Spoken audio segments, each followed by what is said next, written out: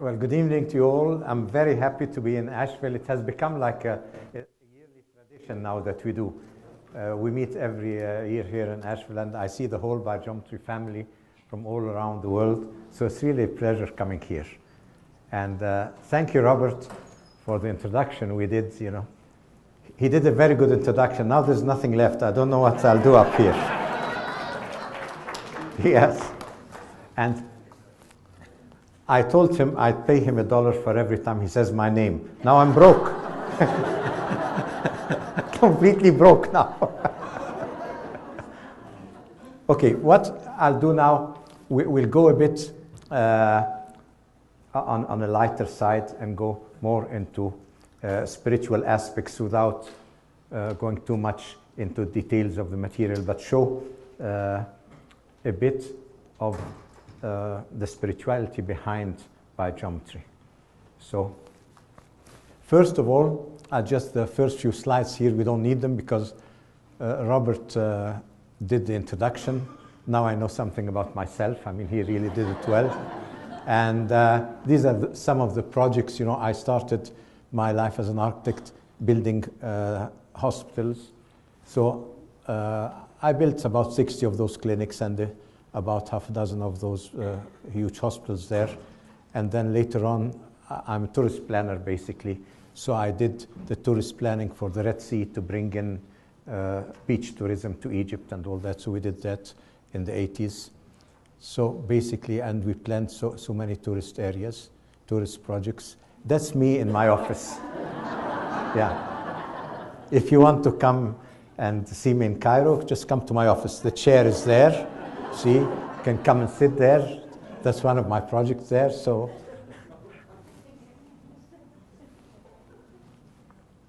okay, and that's my book. So, now let's go into. Well, the title doesn't look very spiritual to me, but let's see how it develops. You know, I'll show you some very nice pictures about the Earth, showing all those energy lines, you know, heat energy lines over the Earth. They look very nice pictures now. These are from a very nice site called Globia. They have very nice pictures showing that. But the thing is here that until now, until our era now, life on Earth was somehow governed by nature. It was nature who dictated a bit with the development of every living creature on Earth. And until now, this was the case. And then when you look at this, we enter into a new age. It's called the Anthropocene. Anthropos means the human age. So now the human being has replaced nature in dictating the future of living species on Earth. And these slides show why. Because now the human being has come and has coated nature with a new man-made sort of coat in the atmosphere. And this coat is actually the new major factor affecting life on Earth. So man now has taken over. That's how it looks, you know, how our atmosphere looks. It's completely covered by man-made energies. Look at this one. So what will happen here if the Earth looks like that now? See? You might like the pictures, but you might not like the results. Okay, so now you've seen all those moving lines there. Now, we are in an age that is mainly governed by information. So we're in the information age. The information age depends on electromagnetic radiation. And we are always thinking about the effects of electromagnetic radiation on life. We think human being is affecting life negatively just because of electromagnetic radiation. And so we think that if I'm far enough from a cable and I'll be safe, or if I can measure the electricity about a certain level, I'm safe. We're thinking of this age only from the side of electromagnetic levels I can measure with my devices. Now, this is not exactly the case. This is only a very small part of the problem.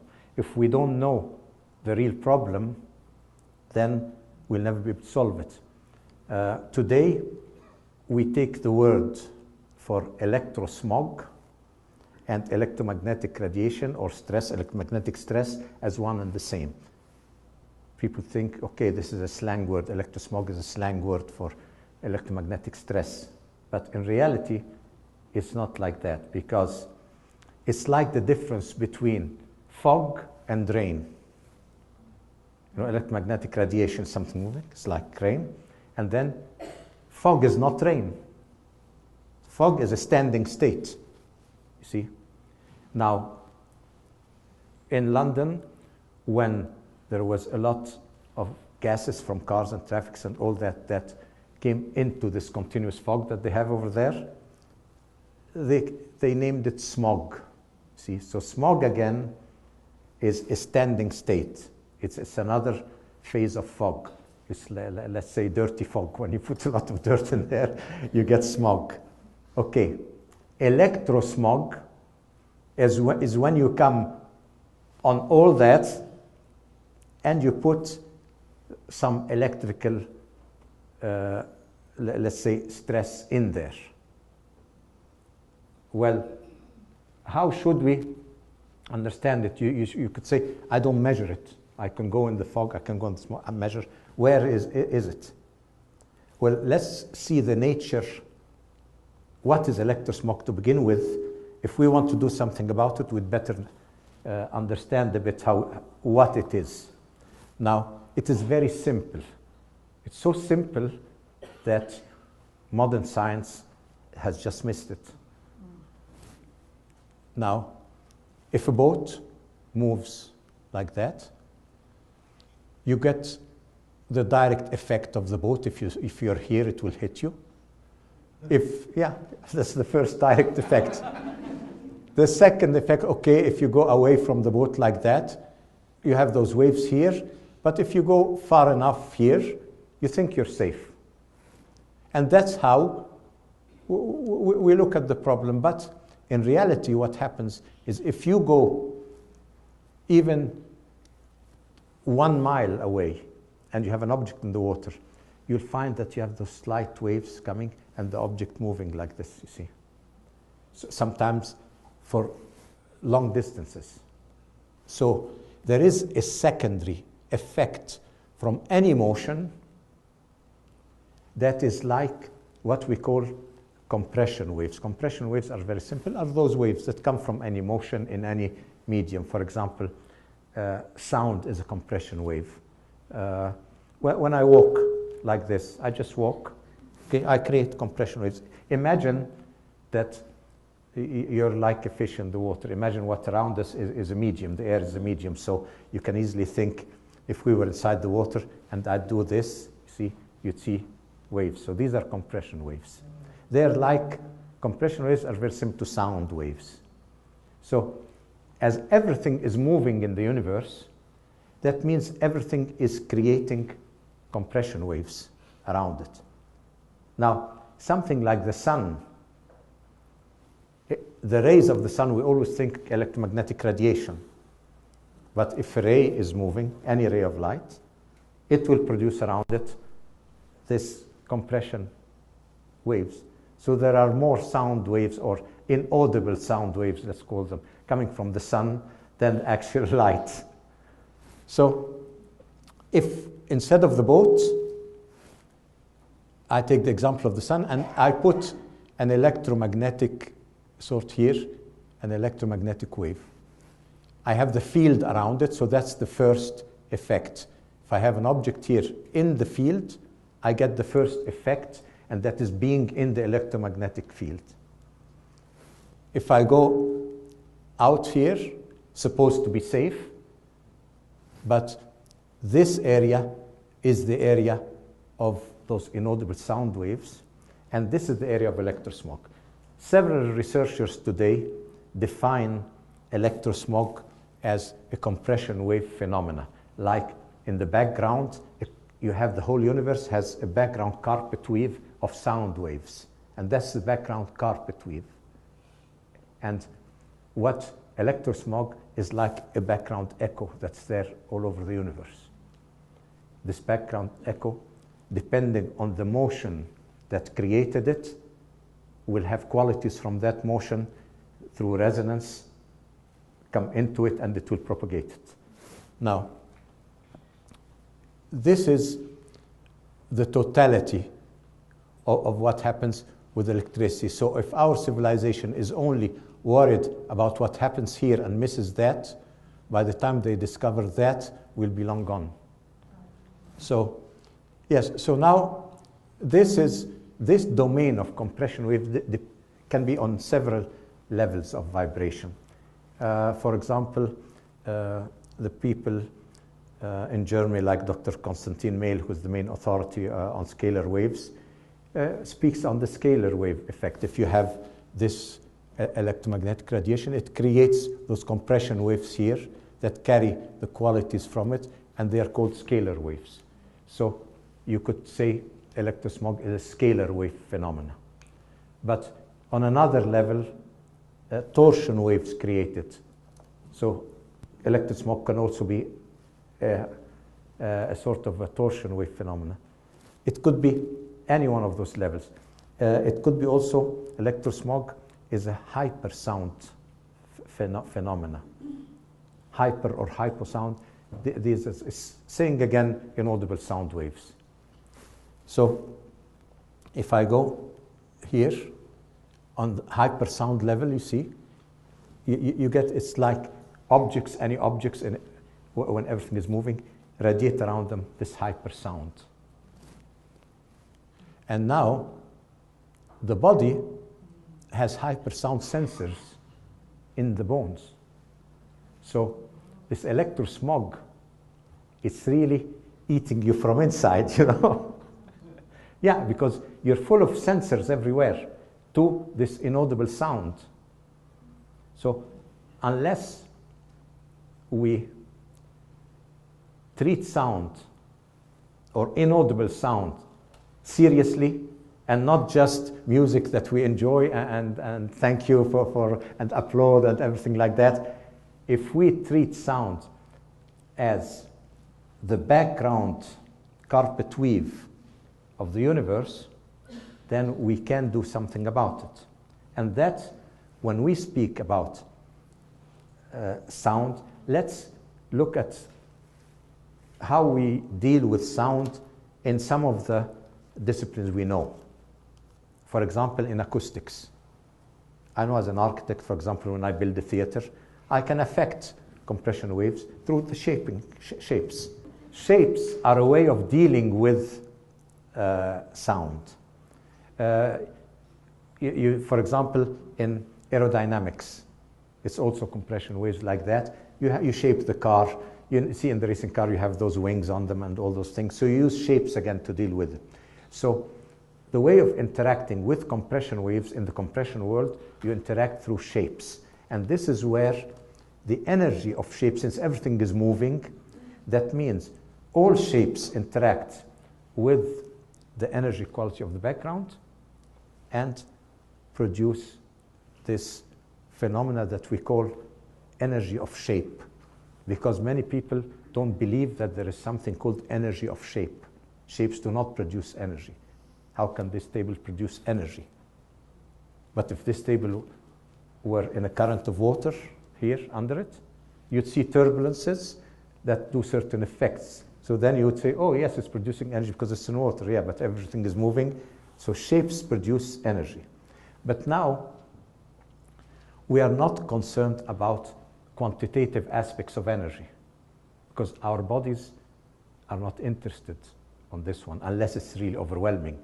We are concerned about the minute levels that carry certain qualities that my body senses and that affect me. So shapes, let us take an example. You all know that when you have a prism, a crystal prism like that, and light goes through it, on the other side you get colors. I don't have to put a slide for that, and we all know that. So on one side, you have quantitative, you know the frequency of light. But on the other side, you see colors. Colors are not out there. They don't exist out there.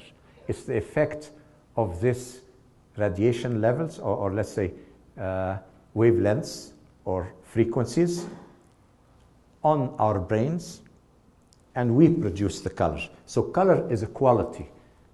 The word quality means interaction. Quality means something has to interact with something. It's the quality of an effect. Effect produces quality. Anyhow, the main, let's say, the main definition of energy is the ability to produce an effect. So anyhow, energy is defined through its qualities, through its effects, through its effect on other things. It's not defined in itself. Until now, we don't know what energy is. Richard Feynman, our famous physicist, says we use energy in everything in life, and we still don't know what it really is. So now, if color is quality, every color through the different angle gives a different color. So you can say that angles correspond to the colors, so we can say that angles are qualities. Okay? Now, if angles are qualities, angles are the components of form. Angles are components of any shape. Well, okay, then it means shapes are qualities. So shapes are frozen qualities out there. So every shape there, by its proportion, by all that, is a frozen quality that affects the environment. Now, if we have a science of quality with which to design the shape and bring harmony to environment, problem solved. See? So it's very easy to shift and see every shape as a quality emanating in the environment. And that is biogeometry. But biogeometry goes a step further. We don't want any quality. We want a harmonizing quality. So biogeometry should reproduce the harmonizing quality that Robert introduced, which is the harmonizing quality found in sacred power spots that can actually, where sick animals go and get healed, where some animals, when they feel they're dying, they go in such power spots because they know this is their doorway to the other side. They don't want to go through bad energy and end up in a bad place.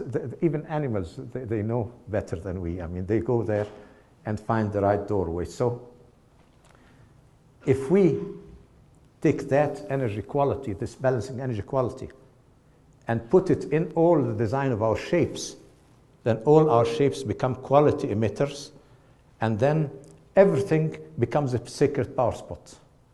So then the act of designing a shape or building a building or doing something becomes a sacred ritual. And that's how it was in ancient times. You couldn't design. An architect couldn't just start on a project. He had any sacred ritual, means you have to do prayers, you have to fast for so many days. Sometimes it was 28 days for fasting. And then when you were ready, you could start the design. Well, I mean, we've forgotten that today, you know. Yeah, the client can't wait 28 days for you, you know, till you prepare yourself. So this is, I just went a bit to explain now, very important, how any shape could actually be called sacred, be called spiritual. Now, this design principle exists already. It exists in all natural shape. Nature designs that way. Now, if I was here with you and I wanted to speak to you about biogeometry or any other subject, and I didn't speak any language that you spoke, I wouldn't be of much use, you know. I could as well just dance for you or do something, but Yeah, but I wouldn't be of much use. Okay, now imagine that we are born and live all our life, and there's a divine hand writing and designing all the shapes of nature in front of us, and nobody reads. We don't read. So what are we doing here? Yeah, what are we doing here? We're actually, you say, no, I read and write. Okay, it's like you standing in the mirror speaking to yourself. It's humanity speaking to itself and forgetting about nature. But the divine pen that writes, nobody reads. So how can you live in harmony with nature if you don't read its language? So we have to start understanding, reading the language of shape and learning the forming process of nature. Otherwise, there's no going forward. So look at nature. When nature designs, you see, when nature is dictating life on Earth, the bird doesn't have the free will I have, but it's a better architect. It's by far a better architect. Imagine now, the bird is building a nest out of very, very fine things like strings like that that have no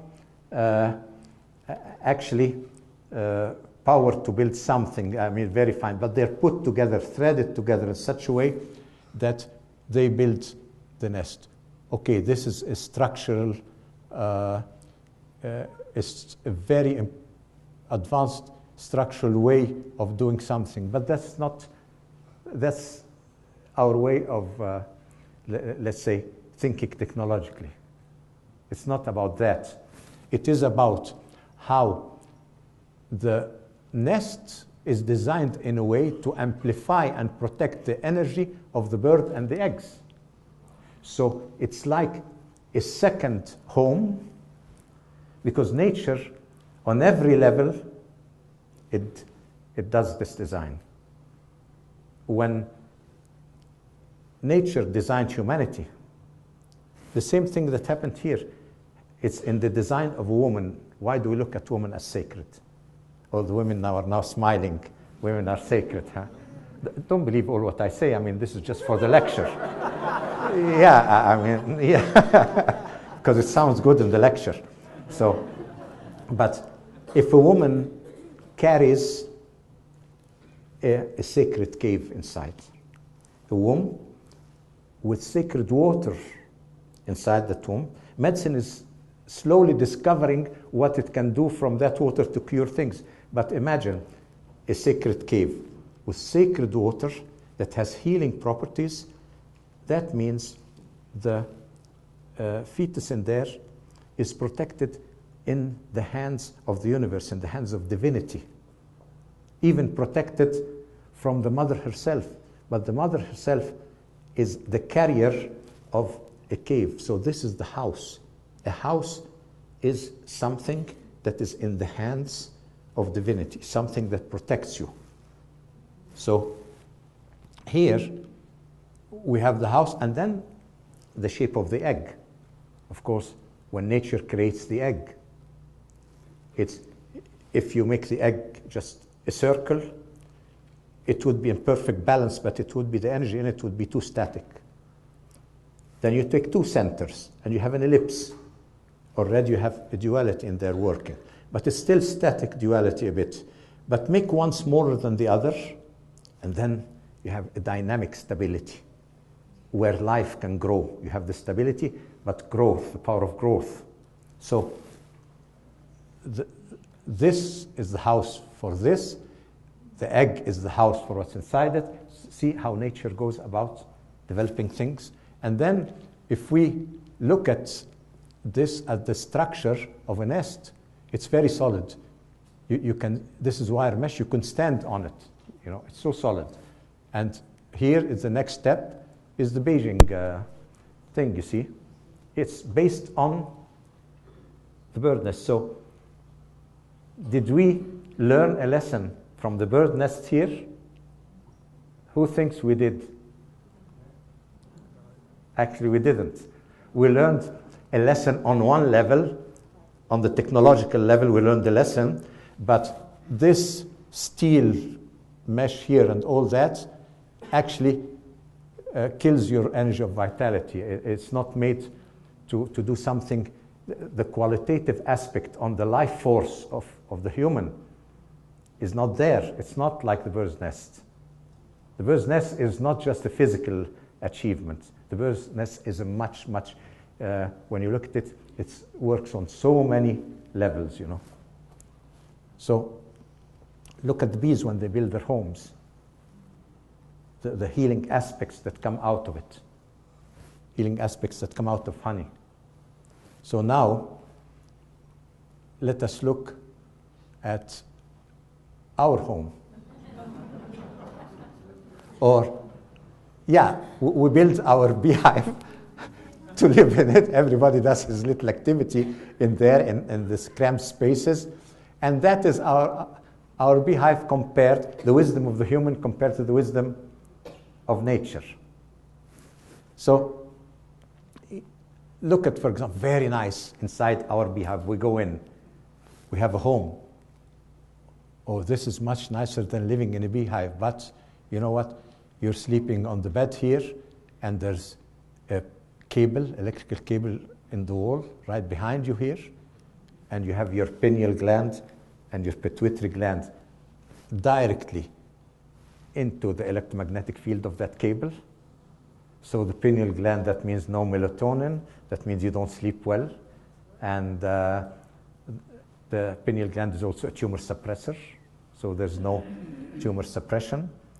And the pituitary gland, the other one here, is the gland that governs all the other glands in the body. So this is the master, the director up there.